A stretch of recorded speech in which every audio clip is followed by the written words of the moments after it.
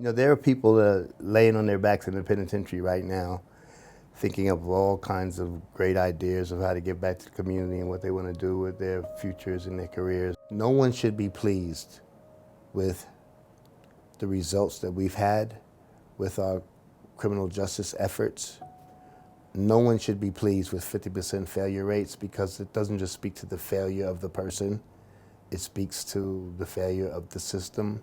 It's not just reducing mass incarceration that's important, it's reducing the overall footprint of the criminal justice system as a whole. A lot of times people reside in silos and problems are evident all around them, but they're comfortable in saying, you know, that's not my problem, that's not my people, that's not my issue. You know, and we become invisible in that sense until something happens, and then everyone notices.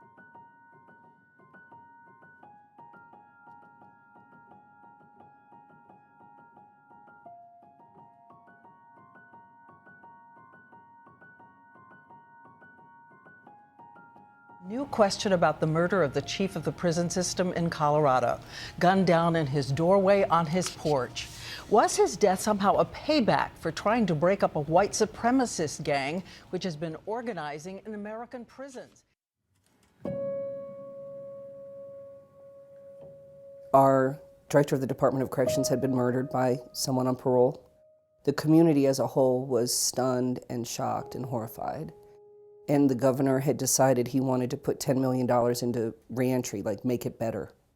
And so the department did what they always do, which is they need more parole officers, they need more equipment, they need more prison case managers and all that kind of stuff. And we just stepped into the middle of that conversation and said, well, where's the community? You know, could we pilot something with a very small amount of money? It was only $500,000 that we were aiming for. The first effort was around creating a community grant program for reentry. There wasn't really a space in the reentry arena for formerly incarcerated people in Colorado, you know, so we had to carve our own space.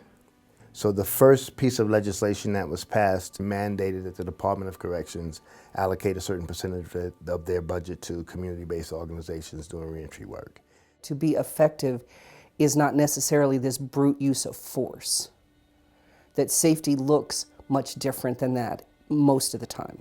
The state of Colorado realized if you always do what you've always done, you'll always be where you've already been. We're overfilling our facilities and our communities are not thriving and vibing how they should. And what you're seeing with the wages program, Transforming Safety, and the Crime Victim Services Grant is really a response to that something different that heavily involves community.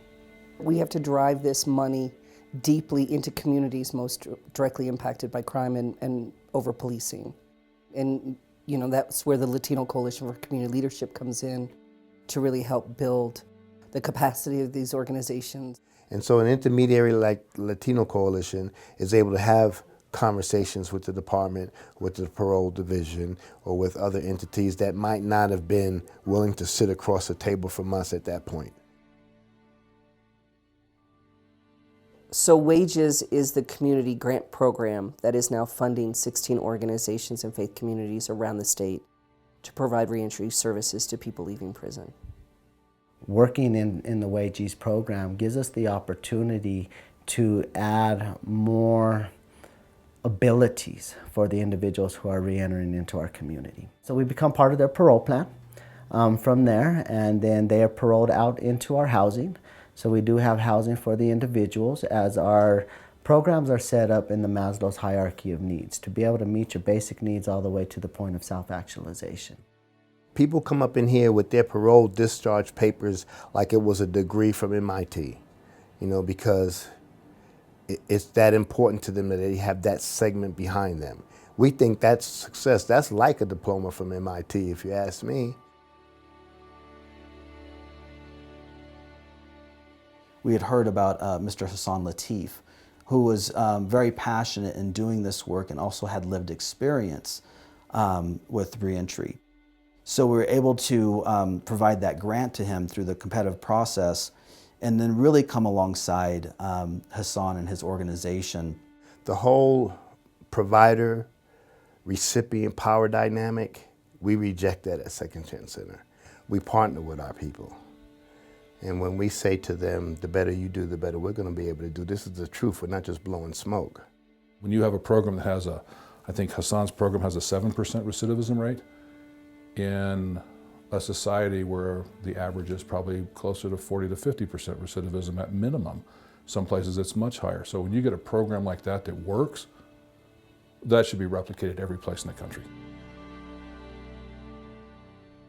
The Transforming Safety program, either in North Roar or Colorado Springs, is a community-wide effort that includes the police in trying to find non-traditional ways of reducing crime. We had to actually go in and talk to folks who were actively engaged in doing work in the community and explain to them that this program wasn't just like other programs. You know, this community, when I say this community, I'm talking about African American, Latino, poor communities are historically accustomed to people parachuting in with programs and saying, we're gonna fix all your problems, and then whenever the funding goes or whatever initial mission was met, the community is left unchanged. So we had to tell folks, this is not like that. This is a real opportunity for you to be engaged. The most recent initiative was intended to really strengthen victim services for underserved victims. So with the crime victim services, you know, oftentimes what we see is this very black and white, either you're a victim or a perpetrator. And we also see that communities of color don't access crime victim services as other populations do. So this really presented itself as an opportunity to kind of change that paradigm and make services more accessible and relevant to people who are frankly experience more victimization than other groups. What we want to show, and what I think we are beginning to show others by what we're doing in Colorado, is that you can't be afraid to try something different. Be open to new ideas, because what we're doing in Colorado, much of it can be done elsewhere. But it's not a mystery, it's not a one-off, it's not something that's unattainable. Actually, the recipe is so easy. It's all right there.